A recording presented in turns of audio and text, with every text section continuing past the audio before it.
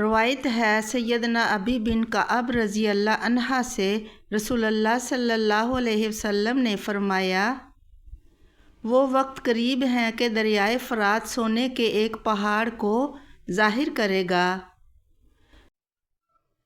جب لوگ اس کے بارے میں سنیں گے تو اس کی طرف چل پڑیں گے۔ جو لوگ اس پہاڑ کے قریب ہوں گے وہ کہیں گے، اگر ہم نے دوسرے لوگوں کو اس میں سے سونا لینے جانے کی اجازت دے دی تو وہ سب کا سب لے جائیں گے۔ وہ اس پر جنگ آزمائی کریں گے تو ہر 100 میں سے 99 قتل ہو جائیں گے،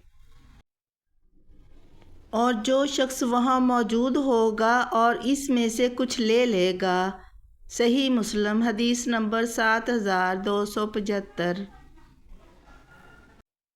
یہ پیشین گوئی دراصل آخرت کی نشانیوں میں سے ایک ہے اور ہمیں یہ بتاتی ہے کہ مال و دولت کی محبت انسان کو اندھا کر دیتی ہے۔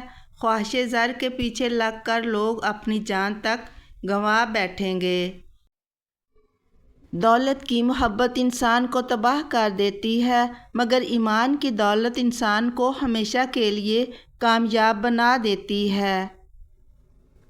آخرت کی تیاری سب سے بڑی کامیابی ہے، نہ کہ دنیا کے خزانے۔ دنیا ایک عارضی ٹھکانہ ہے۔ یہاں کی چمک دمک، مال و دولت، شہرت اور آسائشیں بظاہر بڑی حسین دکھائی دیتی ہیں، مگر حقیقت میں یہ سب فانی ہیں۔